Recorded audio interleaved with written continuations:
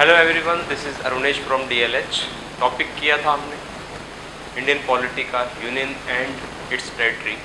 उससे रिलेटेड आपने देखा कि कैसे कैसे नए स्टेट बने।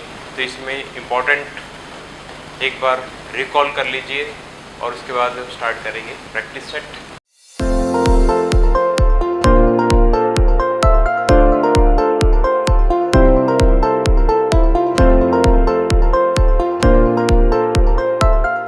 इसमें 1966 में आपको पता ही है हरियाणा चंडीगढ़ यूटी बना, हरियाणा पंजाब से अलग होकर स्टेट बना। और दूसरी तरफ जम्मू कश्मीर रिसेंटली जो है 31 अक्टूबर 2019 में जो इम्प्लीमेंट हुआ, जम्मू कश्मीर और लद्दाख यूटीज़ बन गए। आर्टिकल 370 जो है वो समाप्त हो गया। उत्तर प्रदेश पहले संयुक्त प्रांत के नाम से जाना जाता था, 26 जनवरी 1950 से गठित हुआ। और इसके अलावा जो है आपको ये पता है कि 1956 में फजल अली कमीशन के अंतर्गत जो शुरुआत में 1947 में राज्यों को 4 पार्ट्स में बांटा गया था, part A, part B, part 3, part 4। तो उन कैटेगरीज को समाप्त करके इस प्रकार से जो है गठित किया गया था। मध्य प्रदेश 1 नवंबर 1956 और नॉर्थ ईस्ट के स्टेट्स आपको पता ही है 1972 में 3 स्टेट्स बने। मणिपुर बना, इधर त्रिपुरा बना और इस तरफ जो है मेघालय बना। और अरुणाचल प्रदेश और मिज़ोरम ये दोनों यूटी बने थे 1972 में और बाद में 1987 में इनको बना दिया गया 23rd और 24th स्टेट। और इन्हीं के साथ ही गोवा को 1987 में बनाया गया 25th स्टेट। और 26th, 27th, 28th हमने किया था। तो 26th हमने किया था छत्तीसगढ़, 27th हमने किया था उत्तराखंड और 28th जो हमने किया था वो झारखंड किया था हमने 15 नवंबर 2000 को। और उसके बाद में तेलंगाना स्टेट 2014 में किया था और जो इम्प्लीमेंट हुआ 2 जून को। तो ये सभी इम्पोर्टेंट हैं। चलिए अब स्टार्ट करेंगे हम प्रैक्टिस सेट। काफ़ी इम्पोर्टेंट पार्ट है।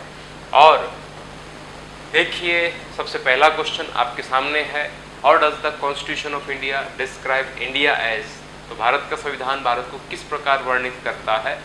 तो सबसे पहले हमने किया था आर्टिकल 1 में, जिसमें भारत का नाम था इंडिया, डेट इज़ भारत। और यूनियन ऑफ स्टेट्स आपको याद हो तो अ यूनियन ऑफ स्टेट्स इसमें आंसर होगा। इसमें किसी प्रकार का कन्फ्यूज़न नहीं होना चाहिए।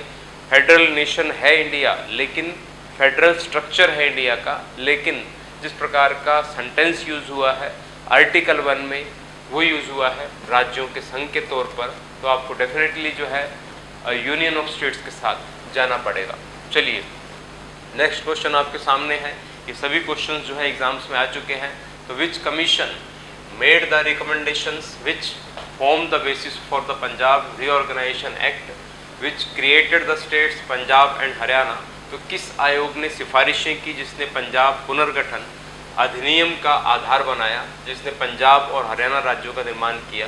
तो 1966 में हिंदी भाषी राज्य हरियाणा का गठन हुआ पंजाब से अलग होकर। और 1966 में ही जो है 1 नवंबर को उसी के साथ चंडीगढ़ यूटी बना था। और इसके लिए हम कर चुके हैं। तो शाह आयोग की सिफारिशों के आधार पर, शाह कमीशन की सिफारिशों के आधार पर हरियाणा स्टेट का निर्माण हुआ, चंडीगढ़ यूटी का निर्माण हुआ। तो आपको ध्यान रखना पड़ेगा 1966। चलिए नेक्स्ट क्वेश्चन को देख लेते हैं।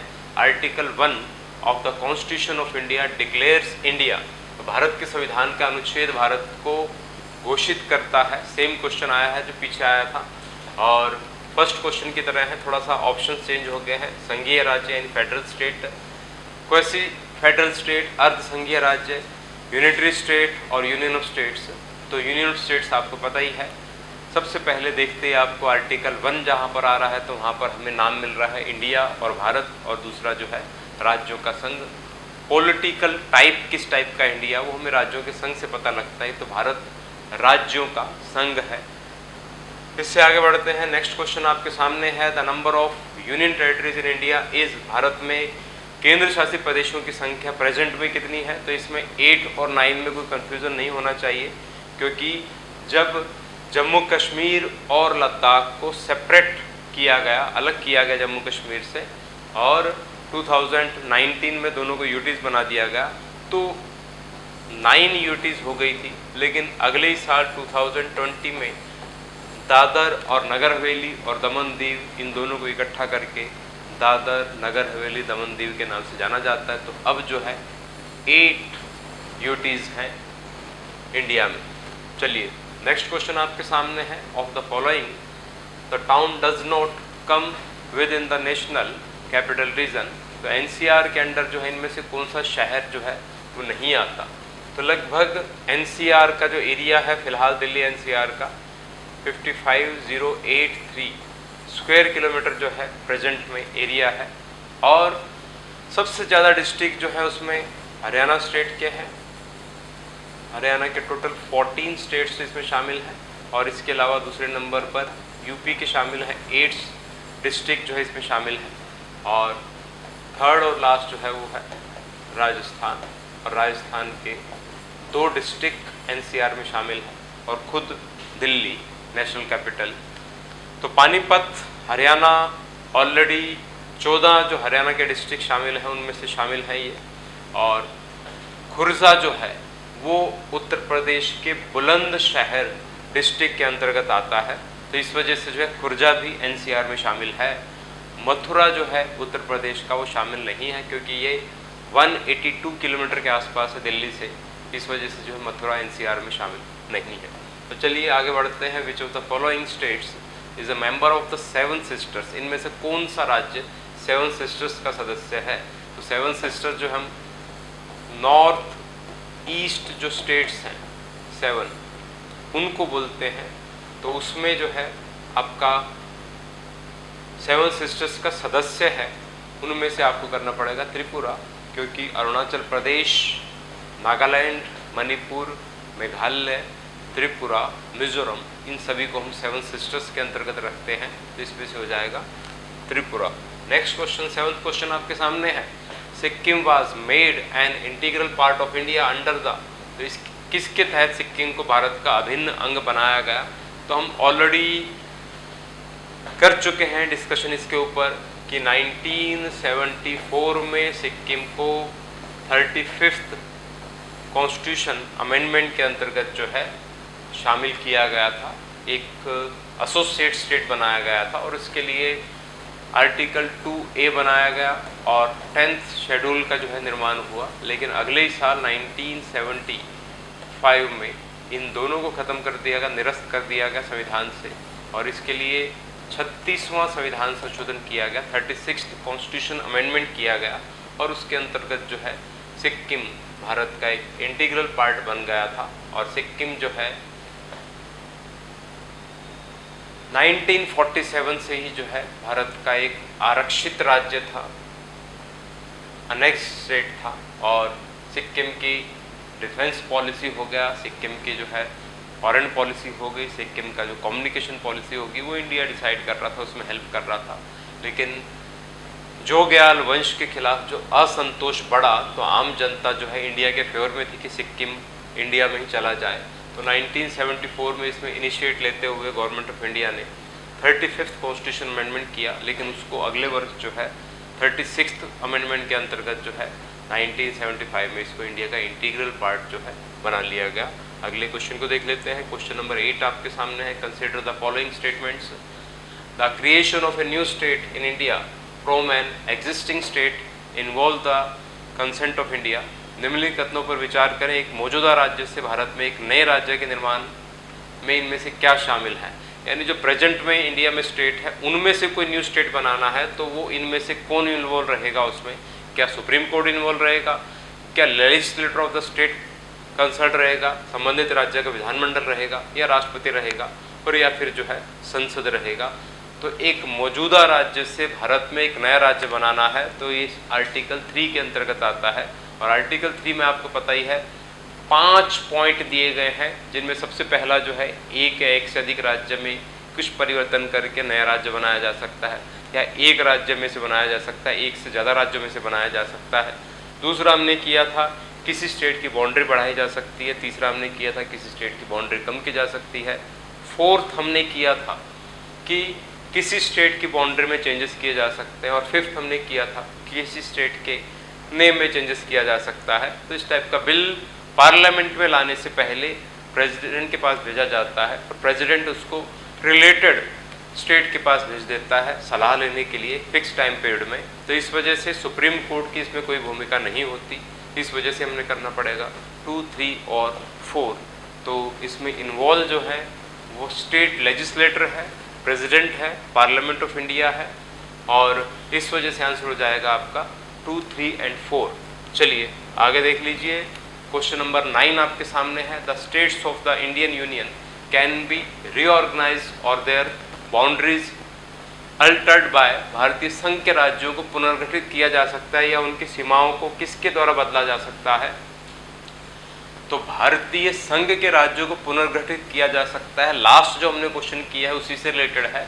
तो संबंधित राज्य सरकार की सहमति से केंद्र सरकार का एक कार्यकारी आदेश या कानून की सामान्य प्रक्रिया में साधारण बहुमत से संघ की संसद के द्वारा या 2/3 मेजोरिटी के द्वारा, संसद के दोनों सदनों का 2/3 मेजोरिटी होना चाहिए, या संसद के दोनों सदनों का 2/3 मेजोरिटी और रिलेटेड स्टेट की जो है सहमति। तो अगर जो रिलेटेड स्टेट जो है सहमति नहीं दे रहा तो भी पार्लियामेंट जो है उसको पास करके चेंज कर सकती है उसकी बाउंड्री को, लेकिन आमतौर पर उससे जो है सहमति ले ली जाती है, लेकिन उसकी सहमति को मानना, उसके एडवाइस को मानना या उसके कंसेंट को मानना या ना मानना वो पार्लियामेंट के ऊपर डिपेंड करता है। तो इस वजह से आंसर होगा इसमें कानून की सामान्य प्रक्रिया में साधारण बहुमत से संघ की संसद के द्वारा, इसमें आंसर होगा। नेक्स्ट क्वेश्चन देख लीजिए, among the following states which one was formed last. इन निम्नलिखित राज्यों में से अंतिम बार किसका गठन किया गया था? तो अंतिम बार किसका गठन किया गया था? तो 1953 में आंध्र प्रदेश का गठन किया गया था, 1960 में गुजरात का गठन किया गया था, 1956 में कर्नाटक का गठन था और पंजाब का गठन शुरुआत से ही था, लेकिन पंजाब से अलग होकर जो है हरियाणा स्टेट बना था 1966 में। इनमें से अंतिम गठन किसका किया गया था? तो ऑप्शन के अकॉर्डिंग जो है आपको करना पड़ेगा। और इसमें थोड़ा सा ये लिटिल बिट ये भी कन्फ्यूज़न है क्योंकि कर्नाटका स्टेट जो है पहले इसका नाम मैसूर था और 1969 में इसका नाम चेंज करके जो है कर्नाटका किया गया था। तो उसके अकॉर्डिंग आप जो है आंसर करोगे कर्नाटका। लेकिन राज्यों में से अंतिम बार किसका गठन किया गया था? तो वैसे ऑप्शन के अकॉर्डिंग भी आपका कर्नाटका ही बनेगा। तो नेक्स्ट चलते हैं, इनमें से कौन भाषाई आधार पर गठित होने वाला पहला राज्य था? तो लिंग्विस्टिक बेसिस जो है, which one of the following is the first state to have been formed on linguistic basis? तो आंध्र प्रदेश आपको पता ही है 1953 में लैंग्वेज के अकॉर्डिंग सबसे पहला स्टेट बना था, और जब आंध्र प्रदेश लैंग्वेज के अकॉर्डिंग पहला स्टेट बन गया तो अदर स्टेट भी जो है इस टाइप की डिमांड कंटिन्यू कर रहे थे। इस वजह से जो है फजल अली कमीशन का गठन हुआ, और आपको पता ही है फजल अली कमीशन के गठन के बाद में 1956 में स्टेट रीऑर्गेनाइजेशन एक्ट आया जिसके अंतर्गत लैंग्वेज के अकॉर्डिंग स्टेट बनाए गए। तो नेक्स्ट क्वेश्चन को देख लीजिए, what is the correct chronological order in which the following states of the Indian union were created और ग्रांटेड फुल स्टेटहुड? तो सही कालक्रम क्या है जिसमें भारतीय संघ के निम्नलिखित राज्यों को बनाया गया या पूर्ण राज्य का दर्जा दिया गया? तो आंध्र प्रदेश आपको पता है 1953, महाराष्ट्र 1960, नागालैंड 1963 और हरियाणा 1966। तो 1, 2, 3, 4 जो भी ऑप्शन होगा, तो फर्स्ट 1, 2, 3 ऑप्शन है, तो आंसर हो जाएगा आपका आंध्र प्रदेश, महाराष्ट्र, नागालैंड और हरियाणा।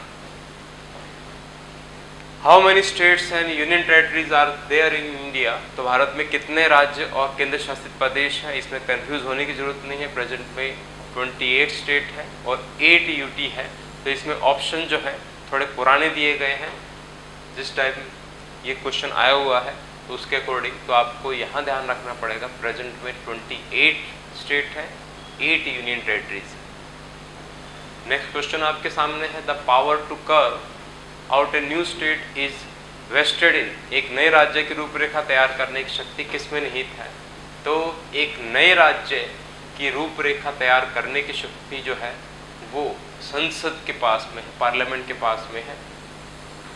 तो पार्लियामेंट हो जाएगा, क्योंकि इस टाइप का बिल पार्लियामेंट में लाया जाएगा, उससे पहले प्रेसिडेंट के पास भेजा जाएगा, प्रेसिडेंट जो है रिलेटेड स्टेट के पास जो है उसको भेज देगा।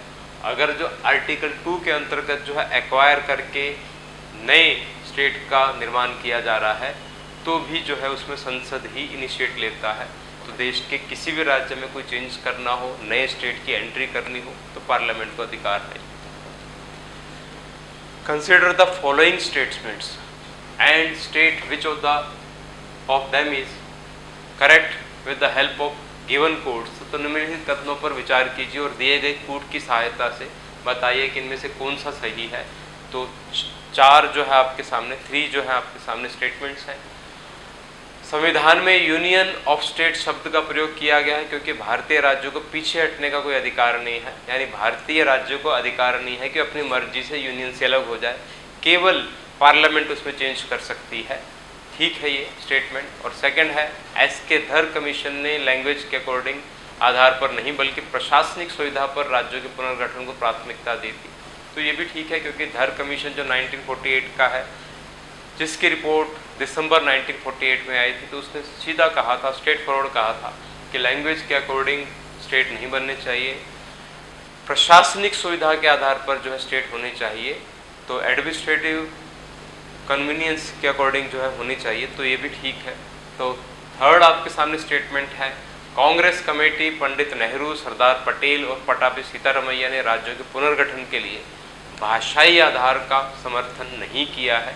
तो जेवीपी कमेटी जो 1948 में गठित हुई थी, जिसने 1949 में अपनी रिपोर्ट दी थी, तो उसने भी औपचारिक रूप से जो है धर कमीशन की रिपोर्ट को ही आगे जो है कंटिन्यू किया था।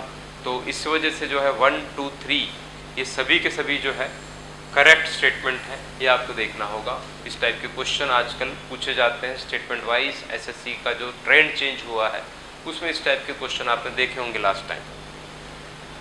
Arrange the following Indian state in A chronological order according to their formation and select the correct answer by using the codes given at the end। निम्नलिखित भारतीय राज्यों को उनके गठन के अनुसार काल क्रमिक क्रम में व्यवस्थित करें और अंत में दिए गए कोड का प्रयोग करके सही उत्तर का चयन करें। तो छत्तीसगढ़ सबसे पहले हम देख लेते हैं, ये 15 नवंबर को बना था और 2000 को बना था। अरुणाचल प्रदेश 1987 से रिलेटेड है। झारखंड 15 नवंबर लिखा मैंने, सॉरी 1 नवंबर होना चाहिए। झारखंड जो है 15 नवंबर होना चाहिए 2000 को। और सिक्किम जो है आपका 1975।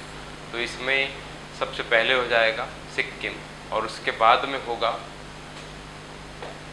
आपका छत्तीसगढ़, यानी 4, 1, 3 और 2। 4, 1, 3, 2 नहीं होगा, सॉरी 4, 2, 1, 3, 4, 2, 1, 3। तो नेक्स्ट क्वेश्चन देख लेते हैं। इसमें सबसे पहले आपने देखा ही है कि सिक्किम 1975 हो गया, अरुणाचल प्रदेश 1987 हो गया और ये दोनों 2000 बने हैं। लेकिन 1 नवंबर 2000 को छत्तीसगढ़ और 15 नवंबर 2000 को झारखंड। क्वेश्चन नंबर 17 आपके सामने है। Andhra Pradesh was created as a linguistic state in. Andhra Pradesh को एक भाषाई राज्य के रूप में बनाया गया था तो 1953 में, ध्यान हो आपको। इसी के बाद में फजल अली कमीशन बना था। By which one of the following constitutional amendment Delhi has been national capital region. तो एनसीआर के तौर पर दिल्ली कब बना था? तो एनसीआर के तौर पर दिल्ली बना 1992 में और इसके लिए कॉन्स्टिट्यूशन में अमेंडमेंट हुआ 69th कॉन्स्टिट्यूशनल अमेंडमेंट। तो इसके अंतर्गत जो है दिल्ली को नेशनल कैपिटल रीजन जो है घोषित किया गया। अगला क्वेश्चन आपके सामने है। The following states were created after 1960, arrange them in ascending chronological order of their formation and choose your answer from the given codes। तो निम्नलिखित राज्य 1960 के बाद बनाए गए थे, उन्हें उनके गठन के आरोही कालक्रम के अनुसार जो है व्यवस्थित करें और दिए गए कूटों में से अपना उत्तर चयनित करें। तो हरियाणा आपको पता है कब बना है, हरियाणा बना है 1966 में, सिक्किम बना है 1975 में, नागालैंड बना है 1963 में और मेघालय बना है 1972 में। तो इसमें सबसे पहले ऑप्शन हो जाएगा हरियाणा, और उसके बाद में आपका होगा नागालैंड। तो 1, 3, 4 मेघालय और 5वां जो है सिक्किम। तो 1, 3, 4, 2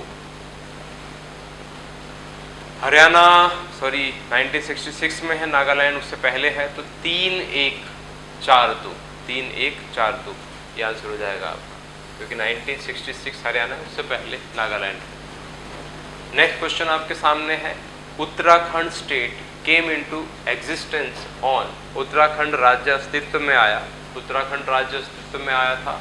तो 2000 में जो स्टेट बने हैं उनमें सबसे पहले कौन सा बना है? झारखंड, उसके बाद में उत्तराखंड और उसके बाद में छत्तीसगढ़। सही बोल रहा हूँ, गलत बोल रहा हूँ? क्योंकि सबसे पहले होना चाहिए छत्तीसगढ़, उसके बाद में उत्तराखंड और उसके बाद में झारखंड। छत्तीसगढ़ 1 नवंबर को 2000 में, उत्तराखंड 9 नवंबर को 2000 में, झारखंड 15 नवंबर को 2000 में। तो इसलिए उत्तराखंड राज्य अस्तित्व में आया था 9 नवंबर 2000 को। नेक्स्ट क्वेश्चन आपके सामने है, विच of the following is not A union territory, तो इनमें से कौन एक केंद्र शासित प्रदेश नहीं है? तो इनमें से केंद्र शासित प्रदेश नहीं है गोवा। आपको ध्यान हो, गोवा 1962 से 1987 तक यूनियन टेरिटरी था, लेकिन 1987 में गोवा को भारत का एक कंप्लीट स्टेट जो है वो बना दिया गया था और भारत का 25वां राज्य बना था गोवा। इससे आगे है, in which year was the state of Jharkhand formed, तो आपको पता ही है, अभी हमने पीछे किया है, 2000 में बना था। और झारखंड जो है वो 15 नवंबर को बना था और छत्तीसगढ़ जो है 1 नवंबर को बना था और उत्तराखंड जो है 9 नवंबर को बना था। डेट्स भी इसमें पूछी जाती है क्योंकि तीनों 2000 में बने हैं। One of the following is not A union territory, तो इनमें से कौन एक केंद्र शासित प्रदेश नहीं है? तो केंद्र शासित प्रदेश नहीं है त्रिपुरा। त्रिपुरा जो है 1972 में स्टेट बन गया था, उससे पहले यूनियन टेरिटरी था। और बाकी ये तीनों जो है प्रेजेंट में यूनियन टेरिटरी है, दमन एंड दीव, लक्षद्वीप, पौंडीचेरी। लक्षद्वीप 1973 में इसका नाम चेंज हुआ था, उससे पहले जो इसका नाम लक्काद्वीप था। और पुदुचेरी इसका नाम 2006 में बना, उससे पहले पौंडीचेरी था। दमन दीव प्रेजेंट में दादर और नगर हवेली के साथ में एक कंबाइंड यूटी है।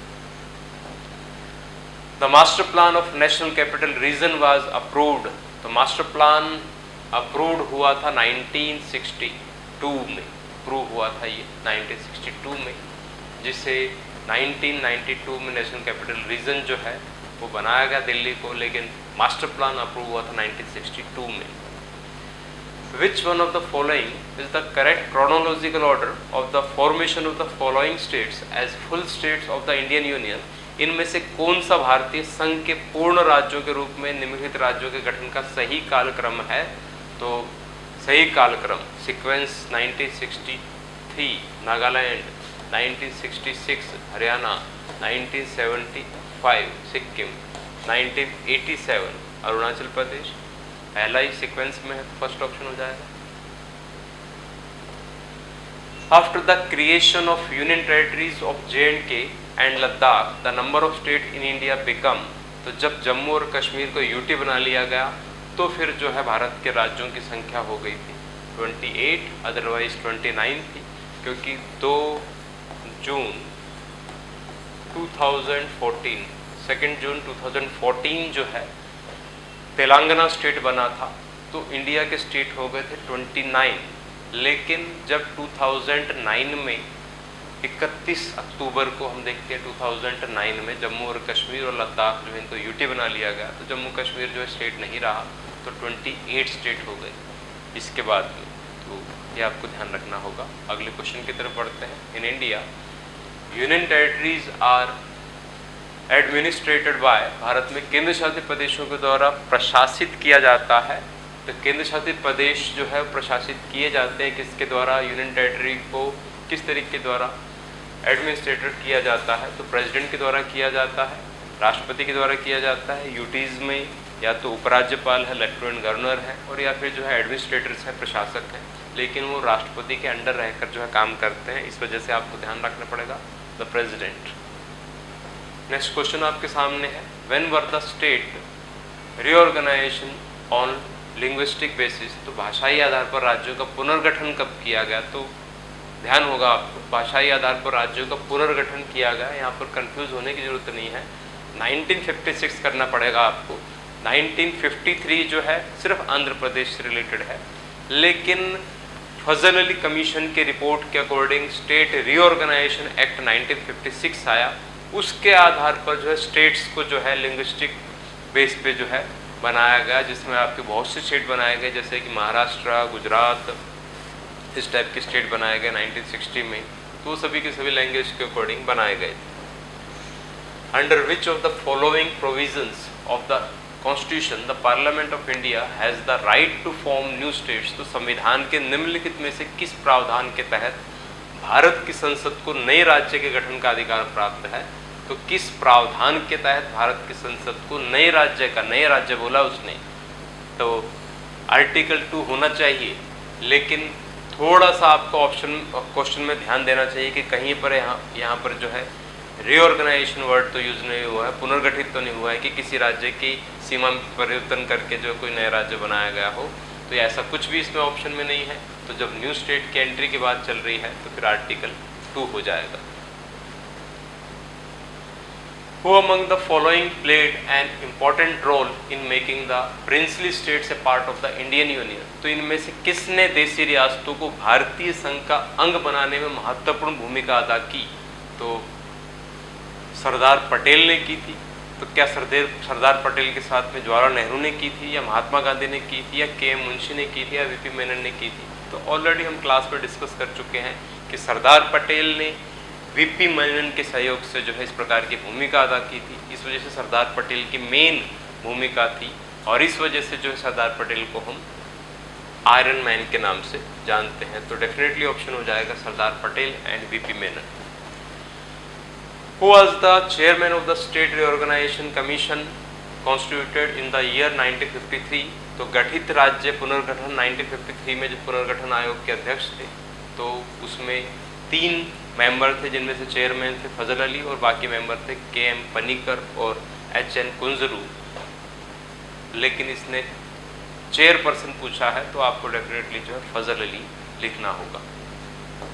नेक्स्ट क्वेश्चन आपके सामने है, whose consent is required to be obtained before the introduction of a bill relating to reorganization in the states in the parliament? राज्यों में पुनर्गठन संबंधी विधेयक को संसद में प्रस्तुत करने से पूर्व किसकी सहमति प्राप्त करना आवश्यक होता है?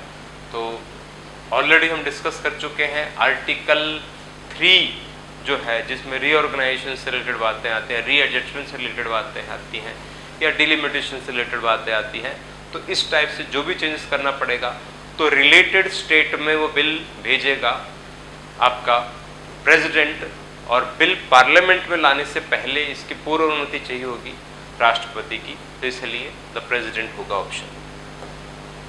झारखंड स्टेट वाज फॉर्म्ड, तो ये क्वेश्चन इन तीनों से रिलेटेड बहुत बार आया, क्योंकि इसमें डेट्स पूछी जाती हैं, क्योंकि तीनों स्टेट जो है आपका छत्तीसगढ़, उत्तराखंड, झारखंड 2000 में बने हैं, और झारखंड इन तीनों में सबसे लास्ट में बना था 15 नवंबर को। 1 नवंबर हम ऑलरेडी कर चुके हैं छत्तीसगढ़, और 9 नवंबर हमने किया हुआ है उत्तराखंड, और 15 नवंबर जो हमने किया है Jharkhand. When did Himachal Pradesh become a state? तो हिमाचल प्रदेश को राज्य कब बनाया गया? हिमाचल प्रदेश 1966 में यूटी बनाया गया था, और बाद में 25 जनवरी 1971 में हिमाचल प्रदेश को बना दिया गया कंप्लीट स्टेट, तो 1971। नेक्स्ट क्वेश्चन आपके सामने है, at the time of the enforcement of the constitution the states were divided into 4 categories A, B, C, D. In which year these category was abolished? तो संविधान के प्रवर्तन के समय राज्यों को 4 श्रेणियों A, B, C, D में बांटा गया था, तो इन श्रेणियों को किस वर्ष समाप्त किया गया? तो इसको समाप्त किया गया फजल अली कमीशन के आने के बाद, यानी 1956 में। तो इस वजह से आपको 1956 ध्यान रखना पड़ेगा। 1947 में टोटल 4 पार्ट्स में बटे हुए थे और बाद में जो है इनको समाप्त किया गया 1956 में।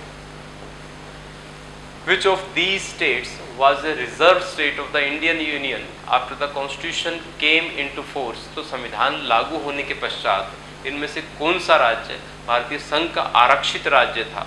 तो संविधान लागू होने के बाद में भारतीय संघ का आरक्षित राज्य जो है ऑलरेडी हम डिस्कस कर चुके हैं कि सिक्किम जो है 1950 से ही 1947 से ही लगातार आप बोल सकते हो जोग्याल वंश का वहाँ पर शासन था और इसको जो है भारत का आरक्षित राज्य बनाया गया था, रिजर्व स्टेट जो है बनाया गया था। बाद में जो है 1974 में 35th कॉन्स्टिट्यूशन अमेंडमेंट के अंतर्गत जो है इसको एसोसिएटेड स्टेट का दर्जा दिया गया था और 1975 में अगले ही साल जो है 36th कॉन्स्टिट्यूशन अमेंडमेंट के अंतर्गत जो है इसको कंप्लीट स्टेट का दर्जा मिला। तो सिक्किम आपको ध्यान रखना होगा, बहुत बार इससे रिलेटेड क्वेश्चन पूछे जाते हैं। अगला जो क्वेश्चन है वो काफ़ी इंपॉर्टेंट क्वेश्चन, यहाँ पर मैंने लास्ट 5 क्वेश्चन जो है बेरूबाड़ी मामले से रिलेटेड रखे हैं क्योंकि इसमें जो है आपको टेक्निकली जो है काफ़ी ब्रीफ में जानकारी होनी चाहिए, काफ़ी डिटेल में जानकारी होनी चाहिए। तो considering the Berubari case choose the correct statement from the given statement. तो बेरूबारी मामले को ध्यान में रखकर दिए गए कथनों में से सही कथनों का चयन कीजिए। तो इस मामले के तहत प्रस्तावनाओं को संविधान का हिस्सा नहीं माना गया। तो ये फर्स्ट स्टेटमेंट ठीक है क्योंकि सुप्रीम कोर्ट ने जो है प्रस्तावना को संविधान का हिस्सा नहीं माना और बाद में जो है 1973 में जब केशवानंद भारती और केरल राज्य वाला जो मामला आया था उसमें ऐतिहासिक जो है जजमेंट आया था जिसमें सुप्रीम कोर्ट ने प्रस्तावनाओं को संविधान का भाग माना लेकिन बेरूबारी मामले में नहीं माना। तो फर्स्ट स्टेटमेंट आपका सही है। सेकंड स्टेटमेंट भारत और पाकिस्तान के बीच सीमा रेखा का निर्धारण सर रेडक्लिफ ने किया था, तो ये भी स्टेटमेंट ठीक है। बेरूबारी भारत और पश्चिमी पाकिस्तान की सीमा से सटा एक भूमि विवाद था, तो पश्चिमी पाकिस्तान नहीं होगा, पूर्वी पाकिस्तान होगा क्योंकि जिसे आजकल हम बांग्लादेश बोलते हैं। तो थर्ड ऑप्शन गलत है। The Nehru Noon pact was signed between Pandit Jawaharlal Nehru and Ahmad Shah Noon. तो ये अहमद शाह नून नहीं था, ये फिरोज शाह नून था। इस वजह से फर्स्ट और सेकंड ऑप्शन जो है वो सही है, थर्ड और फोर्थ ऑप्शन जो है वो गलत है। यहाँ आपको ध्यान रखना होगा। नेक्स्ट क्वेश्चन आपके सामने है, विच of the following was the question before the supreme court regarding the Berubari case. तो बेरूबारी मामले के संबंध में सुप्रीम कोर्ट के समक्ष इनमें से कौन सा प्रश्न था? तो फर्स्ट स्टेटमेंट आपके सामने है, क्या बेरूबारी यूनियन से संबंधित समझौते के कार्यान्वयन के लिए कोई विधायी कार्रवाई आवश्यक है? तो बेरूबारी यूनियन से रिलेटेड जो एग्रीमेंट जवाहरलाल नेहरू और नून के बीच में हुआ था, तो क्या इसके लिए कोई लेजिस्लेटिव एक्शन रिक्वायर्ड है? तो डेफिनेटली लेजिस्लेटिव एक्शन तो रिक्वायर्ड है ही, लेकिन वो किस टाइप का लेजिस्लेटिव एक्शन होगा? आर्टिकल 3 के अंडर होगा या आर्टिकल 368 के अंतर्गत होगा, ये क्लियर करना था। क्या संसद अनुच्छेद 3 के तहत भारतीय क्षेत्र को विदेश हस्तांतरित कर सकती है? तो ये भी क्वेश्चन था। आर्टिकल 3 के अंतर्गत जो है हो सकता है या नहीं हो सकता है। क्या संबंधित जनता से इसके बारे में राय ली गई है? तो ये इसमें शामिल नहीं था। क्या पाकिस्तान का संविधान इसकी इजाज़त देता है? तो उसमें पाकिस्तान का संविधान इजाज़त दे या ना दे, उसे सुप्रीम कोर्ट का उससे कोई लेना देना नहीं था। इस वजह से ऑप्शन के अकॉर्डिंग आंसर हो जाएगा फर्स्ट और सेकंड। आगे बढ़ते हैं। नेक्स्ट क्वेश्चन आपके सामने है, क्वेश्चन नंबर 40 आपके सामने है। With which article is the Berubari case linked? तो बेरूबारी मामले को किस अनुच्छेद से जोड़कर देखा जाता है? तो बेरूबारी मामला जो है वो आर्टिकल 3 से रिलेटेड है क्योंकि आर्टिकल 3 का जो थर्ड पॉइंट था वो कंफ्यूजिंग था, जिसको क्लियर करने के लिए जो है सुप्रीम कोर्ट के पास आर्टिकल 143 के अंतर्गत एडवाइस लेने के लिए राष्ट्रपति डॉक्टर राजेंद्र प्रसाद ने भेजा था। तो इसलिए आर्टिकल 3 में कन्फ्यूजन थी, तो इससे जोड़कर इसको देखा जाता है। अगले क्वेश्चन को देख लेते हैं। फिर से स्टेटमेंट वाला क्वेश्चन है नए ट्रेंड के अकॉर्डिंग। तो विच of the following things was said by the supreme court in the Berubari case? तो बेरूबारी मामले में सुप्रीम कोर्ट ने इनमें से कौन सी बातें कही? तो प्रस्तावना संविधान का हिस्सा नहीं है, जहाँ पर नहीं आया तो उस पर आपका ध्यान होना चाहिए। तो बेरूबारी मामले में प्रस्तावना संविधान का हिस्सा नहीं है, ऐसा सुप्रीम कोर्ट ने कहा था। On the basis of article 3 part of India can not be handed over the anyone else. तो अनुच्छेद 3 के आधार पर भारत के हिस्से को किसी और को नहीं सौंपा जा सकता। तो ये सही है। अनुच्छेद 368 के तहत संविधान में संशोधन करके जमीन हस्तांतरित की जा सकती है। तो land can be transferred, article 368 से रिलेटेड है ये। तो संबंधित क्षेत्र के समाज से उसे स्वीकृति लेना जरूरी है, तो ये गलत है। तो इसमें आंसर इस वजह से हो जाएगा आपका सेकंड और थर्ड, फर्स्ट और फोर्थ जो है ये गलत है। तो आंसर हो जाएगा सेकंड और third. Question number 42, which of the given options is correct regarding the Berubari case. तो बेरुवारी मामले के संबंध में दिए गए विकल्पों में से कौन सा सही है? तो 9वां संविधान संशोधन 1960 अधिनियम से संबंधित है।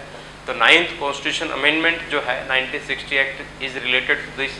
तो ये सही है, क्योंकि बेरुवारी मामले के अंतर्गत पाकिस्तान को ये एरिया देने के लिए 9वां संविधान संशोधन करना पड़ा, और उसके बाद भारत के संविधान की जो फर्स्ट शेड्यूल थी उसमें चेंजेस करने पड़े। तो ये सही है।